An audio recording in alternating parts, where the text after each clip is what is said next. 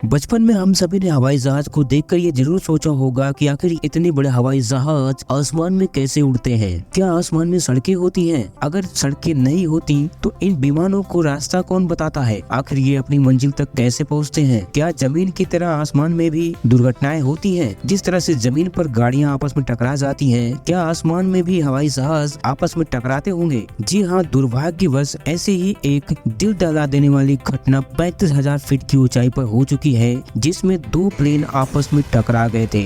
तारीख थी 1 जुलाई 2002 और समय था 8:10। मॉस्को के डोमोडेडोव हवाई अड्डे से ऑस्ट्रियन एयरलाइंस की फ्लाइट 2937 60 पैसेंजर्स और 9 क्रू मेंबर्स के साथ मॉस्को से बार्सिलोना जाने के लिए उड़ान भर चुकी थी। इसमें 60 पैसेंजर्स में 45 बच्चे थे जो अपने टीचर्स के साथ वेकेशन पर जा रहे थे। 3000 किलोमीटर की इस दूरी को 4 घंटे 30 मिनट में तय करना था। फ्लाइट उड़ान भर चुकी थी। करीब 11 बजे यह प्लेन स्विट्जरलैंड के एयर स्पेस में प्रवेश करता है। यह स्पेस स्विट्जरलैंड की ही एक private air space control company sky guide control कर रही थी और रात को Peter Nelson air traffic controller के रूप में अपने एक साथी के साथ मौजूद थे। उस दिन एयर स्पेस ट्रैफिक के लिहाज से बेहद व्यस्त दिन था, लेकिन रात के समय व्यस्तता थोड़ी कम हो गई थी। रात के 11 बजे एयरपोर्ट पर कोई भी फ्लाइट लैंडिंग नहीं थी। यह देखते हुए पीटर का सहयोगी अपने भी वर्क स्टेशन की जिम्मेदारी पीटर को देकर बाहर चला गया। अब पीटर 2 वर्क स्टेशन को एक साथ कंट्रोल कर रहा था।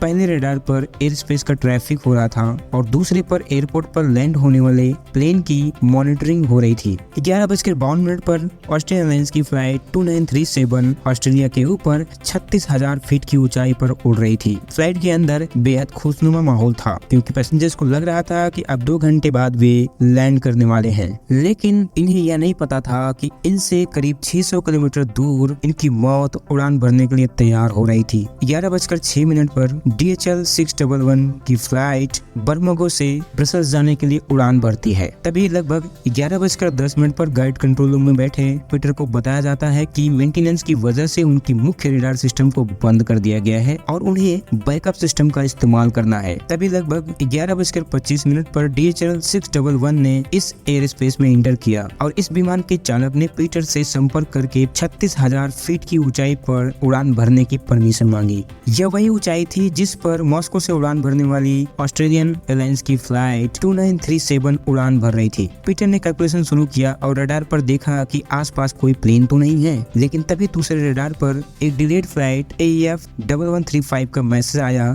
कि उन्हें पास के एयरपोर्ट पर लैंडिंग करनी है। अब पीटर एक साथ 3 प्लेन के मूवमेंट को कंट्रोल कर रहा था। इधर लैंडिंग होने वाली फ्लाइट 1135 को निर्देश देने के लिए पीटर पास के टावर से बात करने की कोशिश करने लगा, लेकिन मेंटेनेंस की वजह से उनका फोन बंद होने के कारण वह उनसे संपर्क नहीं कर पाया। अभी फ्लाइट AEF 1135 को लैंड करने में 10 मिनट का समय बाकी था, इसलिए पीटर अपने रडार पर वापस आ जाते हैं और बिना सोचे ही DHL फ्लाइट को 36,000 फीट की ऊंचाई पर उड़ने की परमिशन दे देते हैं और वापस एयरपोर्ट टावर से बात करने की कोशिश में लग जाते हैं, जिस पर 1135 को लैंड करना था। DHL फ्लाइट को परमिशन मिलने के बाद वह 36,000 फीट की ऊंचाई पर उड़ान भर रहा था। वहीं दूसरी तरफ फ्लाइट 2937 बिल्कुल इसी ऊंचाई पर उड़ान भर रही थी। इस समय यह दोनों फ्लाइट एक दूसरे से 48 किलोमीटर दूरी पर थे और बहुत ही तेजी से एक दूसरे के करीब आ रहे थे। यह तो जाहिर सी बात थी कि कहीं न कहीं एक दूसरे को क्रॉस करते। पीटर इस बात से बिल्कुल अनजान थे कि उनके इस फैसले से अगले 2 मिनट में एक भयानक हादसा होने वाला था। इन दोनों फ्लाइट का एयर रूट आपस में एक ही पॉइंट पर मिल रहा था, जो कि स्विट्जरलैंड के ऊपर था। लगभग 1.25 मिनट बाद, यानी कि टक्कर से महज 45 सेकंड पहले, पीटर ने स्थिति की गंभीरता को समझते हुए फ्लाइट 2937 को निर्देश दिया कि वह अपने लेवल को 360 से घटाकर 340 पर लेकर आए। मगर तभी 2937 का TCS सिस्टम एकदम से बज पड़ा और निर्देश देने लगा कि फ्लाइट का लेवल बढ़ा दिया जाए। ठीक उसी समय DHL फ्लाइट का भी TCS सिस्टम एक अलार्म के साथ बजा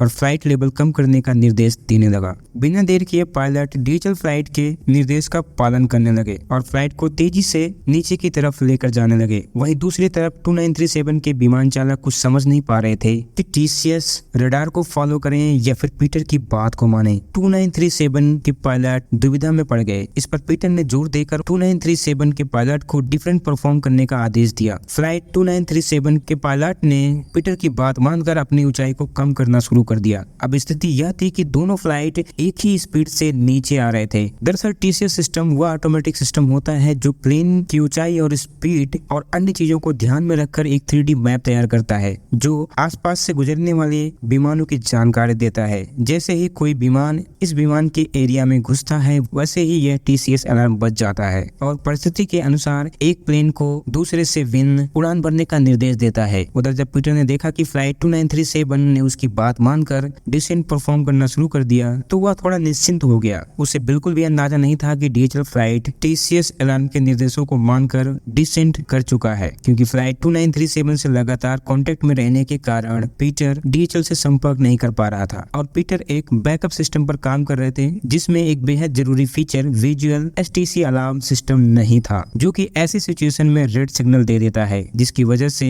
पीटर को असली सिचुएशन का अंदाजा ही नहीं था। पीटर इस बात से बिल्कुल निश्चिंत थे कि डीएचएल फ्लाइट भी नीचे आ रही है और दोनों फ्लाइटों के समान ऊंचाई पर उड़ने के कारण उनमें टक्कर भी हो सकती है। अब पीटर दूसरे रडार पर लग जाते हैं जहां पर एक एयरबस लैंड होने वाली थी। अब फ्लाइट का टीसीएस सिस्टम दोनों फ्लाइट्स को रेड सिग्नल दे रहा था। अब दोनों फ्लाइट के पायलट अपने डिसेंट रेट को बढ़ाते जा रहे थे। अब पीटर दोबारा स्थिति की गंभीरता को समझते हुए फ्लाइट 2937 से कांटेक्ट करते हैं। उन्हें बताते हैं कि एक फ्लाइट उनके राइट साइड से आ रही है जबकि हकीकत में डीएचएल की फ्लाइट उनके लेफ्ट साइड से आ रही थी। इसलिए जब पायलट ने राइट साइड देखा तो उन्हें कुछ भी दिखाई नहीं दिया, लेकिन इस भयानक हादसे से महज 4 सेकंड पहले पायलट का ध्यान जब लेफ्ट साइड पर गया तो उन्होंने देखा कि डीएचएल की फ्लाइट आ रही है और पायलट जल्दी से प्लेन को ऊपर लेकर जाने की कोशिश करने लगे, लेकिन अचानक से इतने कम समय में फ्लाइट को ऊपर लेकर जाना नामुमकिन था और ठीक 11:35 पर 35,800 फीट की ऊंचाई पर जर्मनी के ऊपर डीएचएल फ्लाइट 611 फ्लाइट 2937 को